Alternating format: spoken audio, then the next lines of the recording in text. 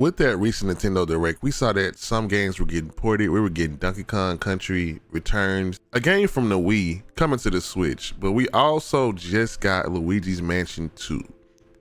And while a lot of people were excited for that game, there are some people who have some complaints. Some people making outrageous takes for no reason, but also some folks that just feel a certain way when it comes to remakes, ports, and remasters, especially when it comes to the price point. What's good, everybody? It's Blue Satire again, and it's been a while since I made a video, just had to take a little break. But I did want to talk to y'all and see what y'all felt about ports, remasters, remakes, all of those things, because I've been seeing a lot of discussion about it. And I'm gonna give you my opinion because honestly, I might have a different opinion than everybody else because it don't really bother me as much as it bothers other people. But please feel free to like and subscribe video. We 1,500 hours away from YouTube partners, so if you wanna check out some more videos on the channel, please feel free to. If you want some discussions or you want my opinion on anything, please feel free to comment and let me know what you want to talk about, what you're playing, any videos y'all want to see from me, any game series you want to see from me. And yeah, I appreciate y'all always for watching the videos. So when it comes to remakes, remasters, ports, me personally, I'm a fan of that, especially if it's a game that is on a system that no longer is in the store, a game that came from a long time ago, a game that needed more audiences.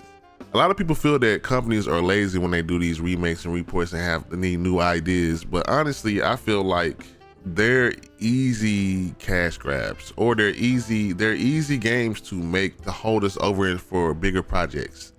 And one thing that we have been seeing in these times is that it takes longer and more money to make games. So why not have ports of games that people didn't get to play or people want to play again, remade or scaled up or strictly ported while we wait for those bigger games. Now, I do have a problem when it's a game like, let's say, for instance, The Last of Us. A game that has been remade, ported a couple of times in a 10-year span almost. And when it's something like that, I feel like it's milking. Like what are we doing making? We had The Last of Us remastered. Then we had The Last of Us 2 on PS4, but then they came back, Last of Us remake, and then they came back and made The Last of Us 2 remake, just like 3 or 4 years after it had just came out.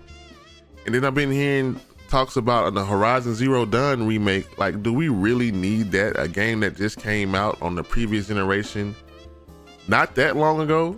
Maybe it's long in gaming years or something, but I don't know. But I think that when it comes to ports, remakes, and remasters, when it looks like it's a money grab, that's when it's a problem. And I understand those feelings. But I always say, like, you don't gotta buy it. And that's why I don't get angry a lot about these things. You don't really have to buy it. But there's a history of also why people make these remakes and remasters is because they know people gonna buy it. But we always say we want new ideas, quit being lazy, but we see often again that people don't support new IPs as much as they say they would, unless it's somebody popular saying it's good. And I know a lot of people say it gotta be good. Well, in the days and times that we're in, I feel like games don't get a chance to be themselves. They all have to be a 10 out of 10. Y'all gotta be perfect. And we don't allow games to just be whatever they are. Like, a 7 out of 10 is not bad. Sometimes bad games need to exist so folks can see something different and maybe build off the idea. But it seems these days that games aren't allowed to fail, which is why we see a lot of ports, remakes, and remasters, especially from bigger companies, because they saw it work a couple years ago and said, hey, let's get this money and do it again. But another negative that I see a lot of people complain about is also something that I personally I'm not gonna be as mad about it as everybody else, and that's price points.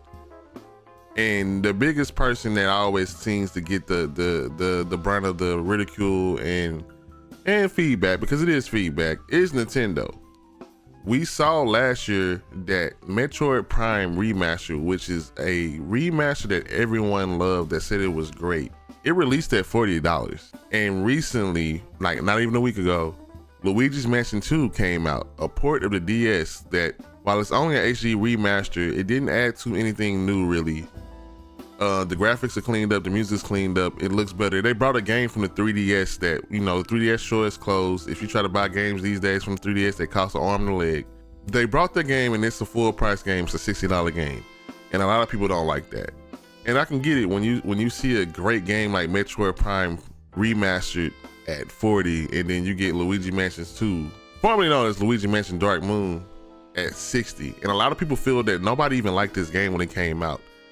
I think that game was slept on. Like, people did like it. I think social media will make you think that Luigi Mansion 2 was bad, but it really wasn't bad. It just wasn't the first game. And people enjoyed that first game. Luigi Mansion 2 had a different structure because it was on the DS. But also, you gotta think about the franchise right now and the franchises in their appeal. A couple people on Twitter explain why it may be a different price point for both of these. Luigi is in the Mario franchise. Luigi is popular. Luigi's Mansion has sold well. Metroid historically hasn't sold well. It still hasn't. And what better way to get people into a game or a series is to introduce one of its most famous games, a cult classic in Metroid Prime, at a $40 price point, because they need to get more people interested in Metroid. If you make a Metroid Prime remaster at $60, less people will buy it. But if you put it at 40, it's gonna be people that be like, you know what, I never played it, let me try it. Everybody's saying it's good. Luigi's Mansion is low-key gonna sell off a name itself. People love Luigi's Mansion 3, the first Luigi's Mansion, and a lot of people didn't have a 3DS. And strategically for them, it's more money. We can probably push units of Luigi's Mansion, so let's make it $60. Same with Donkey Kong Country Returns. People have been begging for a Donkey Kong game, and I think Tropical Freeze was like 50, but I think one thing people are leaving out with this Wii Donkey Kong Country Returns remake is that game had Wii motion controls that a lot of people didn't like. So I'm assuming that this Switch version is gonna rehash the controls so you don't have to worry about motion controls. It also adds in Nintendo 3DS levels that wasn't in the original Wii version. So I can kind of understand why that is a full price game, but also a lot of folks didn't play it and it's stuck on the Wii. So why not? And this is not me saying it's right. This is why they're doing it. Why not charge for this game? Because people want Donkey Kong. And I always feel like Nintendo is testing people like, oh, you like this series? Go buy the game. Because people swear they be begging for Donkey Kong games. All right, go buy this one. You buy this one, we might make a new one. I kind of get where people's frustrations are when it comes to price points, but at the same time, I'm a person that feels like gaming and what's worth is subjective. If I want to play Luigi's Mansions 2, it's gonna be worth $60 for me because I'm gonna enjoy it. If I buy a game and I enjoy it, it's worth the price for me. It's an argument. I'm not gonna lie. It's an argument I'm tired of seeing. At this point, we will be doing this forever if we keep complaining about the price of games when we know that it's gonna be that, and we don't have to play it. And you'll say that's not fair, blah blah blah. If you want to buy something, if you want to play something, you'll pay for it. And if you don't want to pay for it, you won't pay for it, and you got other games to play. That's why we have indie games. We got cheap games on sale. Go play those. Your backlog probably heavy. Let's just do that instead. But I'm not saying that y'all wrong. I'm saying that I get the frustration with that because gaming is an expensive hobby, and sometimes it feels like, why would I be paying this much for a game that cost cheaper back in the day? It makes sense. It really makes sense. So I can't be mad at anyone that feels that way, but I still understand why. And me personally, it doesn't bother me. I think the main thing is a lot of people listen to the internet. Like, when we were kids, these games cost just as much. And the thing is, we weren't buying them. Now we're adults and we're buying these games and we're seeing how much it costs our pockets. And it's so many big YouTubers and big YouTubers and big influencers that have these big accounts that if they say it, their word is bond. If they're saying this costs too much, everybody else says too. But when I think about how much these games sell outside of just being on the internet, people are buying it. I don't think they engage in these conversations in real life. They engage in these conversations on social media because, let's face it, social media is a lot of complaining. That's all we do, especially when it comes to gaming. Gaming is in a different place now, but sales and numbers and what people are playing say so much different than what people are saying on the internet. And that's why these prices stay the same, because people are still buying it, because people still want to buy it, because they still want to enjoy it. Despite how we complain, I guarantee you about 50-60% of the people that complain about the prices still go out and buy it. So they always say speak with your wallet, but y'all are speaking with your wallet because even though you complain, you're still going to buy it. But let me finish this conversation off with why I like ports, remakes, and remasters. Let's make it positive, because it is good to see remasters, remakes, and ports, because again, we have so many games that are stuck, whether they be stuck across seas or stuck on the other system that we can't have access to, whether it's stuck on eBay costing $640 for a cartridge or $300 for a game that came out 3 years. Like, I love ports and remakes and remasters for games that are hard to get, for games that are classics. I love remakes when they, for instance, I'm a big fan of Final Fantasy VII Remake, because it's a story that we got in 1997, but rehashed with some familiar things and also some things that's different. So it's like playing the same game, but playing a new game with a new experience. I love when games are remade from the ground up, and I will always be a fan of that because it feels different. And you never know who didn't get to play that back in the day, and it's a new audience for you. And I think that's a smart thing to do, is to introduce new audiences to a franchise that people loved back in the day that maybe they didn't get a chance to. Or you get games like Another Trace Memory or Another Code. The ports that come from the DS, like Monster Hunter Stories, things like that. Games that a lot of people's, and when I say a lot of people, I mean like my peers or something like that. I don't hear a lot of people talking about Nintendo DS games, Nintendo 3DS games. I feel like people my age range, or people who started gaming in the 90s and the 2000s, when the handhelds came out, they skipped those generations, so they didn't experience a lot of Game Boy Advance games, Nintendo DS games, and I'll even say Wii games. Like, a lot of them didn't experience some of those older games when they first came out. So I love seeing those being remade or ported. Even games that younger generations didn't get to experience back in the day, that are heralded as classics for us. I love seeing games ported or remade to a new system, so people can be like, oh, I heard about that game. It costs $500 on eBay, but since it's on here for like 20, or it's on here for 40 or 60, or they have a collection, I'm gonna try it out. Like, for example, another thing I love is when we get games that never came to America that are remade or ported. So like Clock Tower's coming out. So Live A Live was one of the best games I played. What was it, last year or the year before?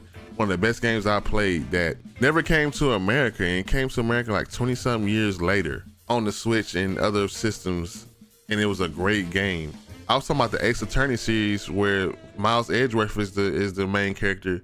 The second game never came to America. Well, they announced that the second game is coming now in a collection that originally were played on the DS. So when there are ports and remakes and remasters that allow more accessibility and bring more people to be able to play those games, I'm all here for it.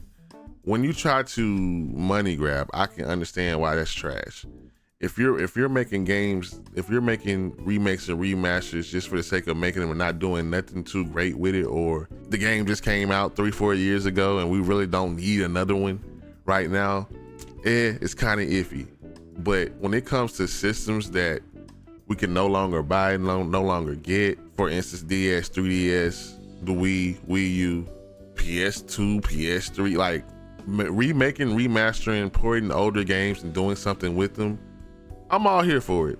What do y'all think in the comment section? Let me know how you feel about it. I kind of went on a long time, and it's okay if you disagree with me. This is my videos are all about discussing, and I'll talk to you in the comment section about how I feel and how you feel. I know some people feel like the gaming industry is greedy. They are, because it's a business. Let's be honest, every company cares about money, and they do what's best for their systems to make money at the end of the day. And you speak with your wallet. If you don't want the games, or you don't like remakes, remasters, ports, you don't buy them. You enjoy the older game. You can go back and enjoy the older game, or you can play the games that you like. If money is a problem, I understand. In most instances, you can wait until it's on sale.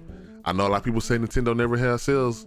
They actually do, but you got to keep up with them, or they're on other websites. But they actually do have sales every now and then, at least twice a year, where mainline games aren't full price anymore.